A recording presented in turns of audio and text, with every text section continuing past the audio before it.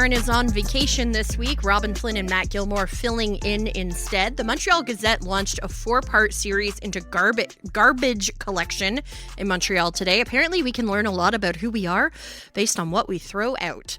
Joining us now to chat a little bit more about this is Rene Bruemmer from the Montreal Gazette. How's it going, Rene? I'm well, thanks. So how much of our trash is made up of things that probably shouldn't be in the trash? Because I know myself, I am at times guilty of throwing things in the trash that probably could have been recycled or put in the compost. Yeah, well, you're definitely not the only one. I mean, I think we're all included in that.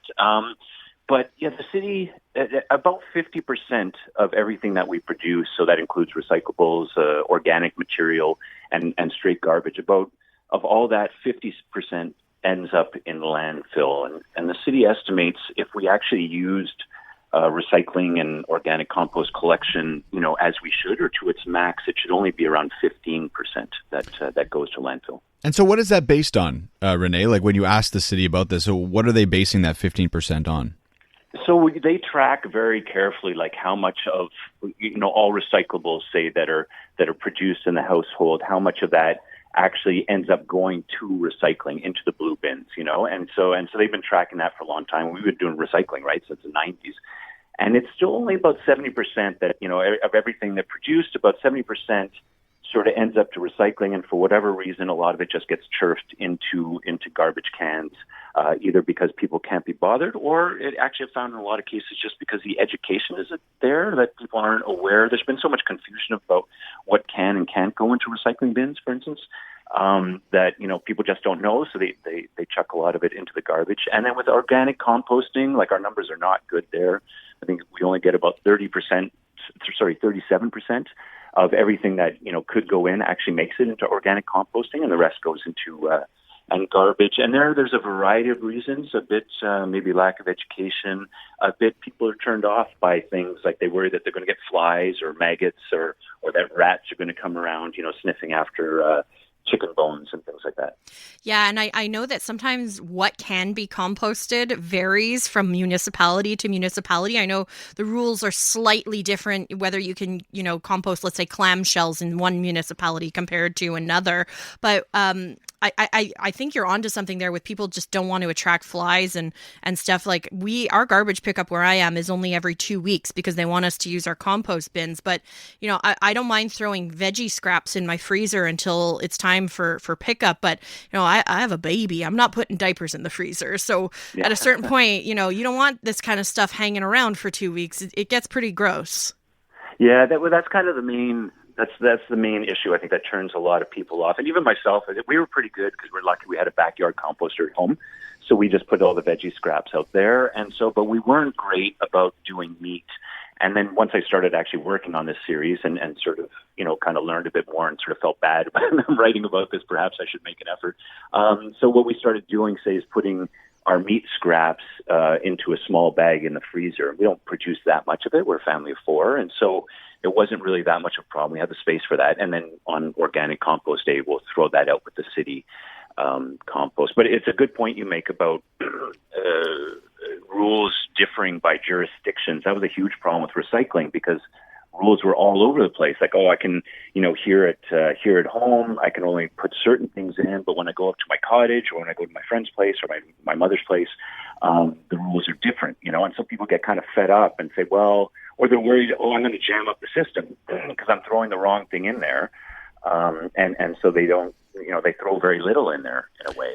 And so, but there's been large changes that came about January 1st for recycling, in which that like almost everything can go in recycling now because it's sort of a Quebec-wide program. They've got a producer pays program. And so they've changed the rules significantly that says anything that's packaging or wrapping a container or printed material can go in. So like chip bags can go in, and yogurt cups and all those things we were told. And but I found even here at home, we've been changing, but it's hard, like it's been so ingrained that we shouldn't be putting that stuff in. So it's hard. And I also found that they haven't done a great job of transmitting that information to the populace.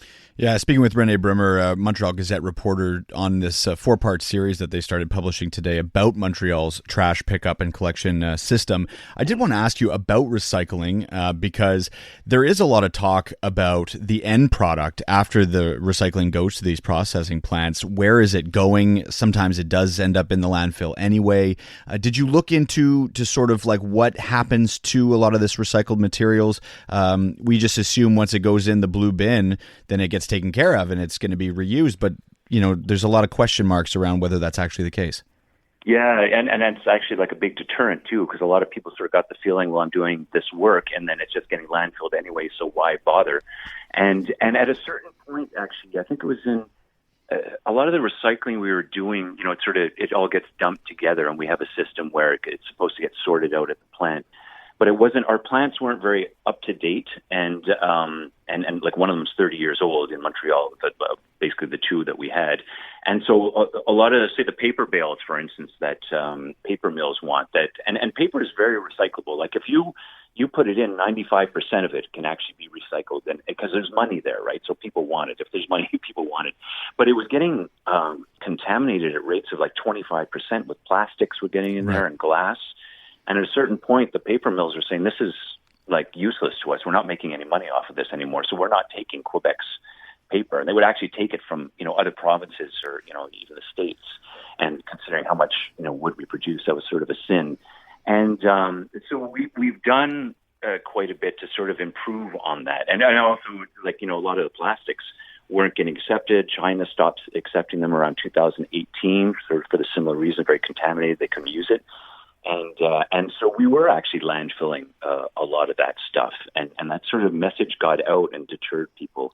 So they're trying hard to say, look, we're sorting better now, and also under the new system where pretty much everything goes into recycling, they're hoping that it's going to give them larger volumes of all these materials, which will allow them to. It makes it easier for them to sell it on the market because they have a ton of it, or tons of it, and then they can sell it. And the other difference too is we have a producer pays system. I mean, it's sort of been there for quite a while, but it's really, say, ramped up this year. And so what happens if you're the producer of a product that's hard to recycle, Quebec will actually charge you more for that to produce it. And so the hope is that will coerce people or producers into using more recyclable products. Wrapping up with Rene Bruemmer from the Montreal Gazette. One of the interesting parts of your article today, Rene, was talking about how actually transporting our garbage to the dump is not super efficient. Basically, our trash needs to be transported by truck, and that results in an increase in carbon emissions. So maybe there's a more environmentally friendly way of disposing of garbage in Montreal. I saw you suggest creating smaller local landfills instead of having to transport our trash. Yeah, that was kind of the impetus of this. We found out that we were trucking our compost up like an average of 188 kilometers. Wow. And said, well, this is ridiculous when you think of all the carbon emissions that comes with that.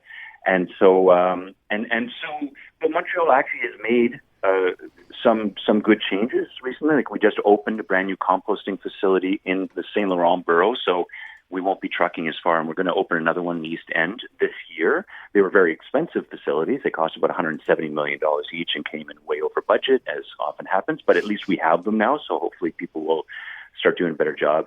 And then that was kind of a question I had too, and it's kind of a problem. Like Canadians apparently, like we put out per capita the most garbage of almost anybody in the world. We're actually really bad about it. And I think it's because we have so much space and it just kind of disappears. And it's like, well, let's just stick it in a hole. And one of the experts I spoke to said, well, maybe if that hole was closer to Montreal as opposed to 75 kilometers away, people would be a little more aware of the damage that it does, because it creates a lot of methane gas, which is a very powerful global warming gas and other issues. But the only thing is that it's going to be very hard to get elected as a politician if you're running on the status of, if you elect me, I will put a landfill in your neighborhood. So, and Montreal, the Montreal people I spoke to said, no, we have no plans of putting one in close. But what we're hoping to do is slowly educate the population that if you can do a bit more and use what we have, the recycling and composting that we have, we can really reduce the amount that we're sending to landfills. Thanks so much, Rene Bruemmer, Montreal Gazette reporter. Part 1 of the 4-part series is out today. Look for the rest. Thank you so much for your time. Appreciate it. Thanks for having me.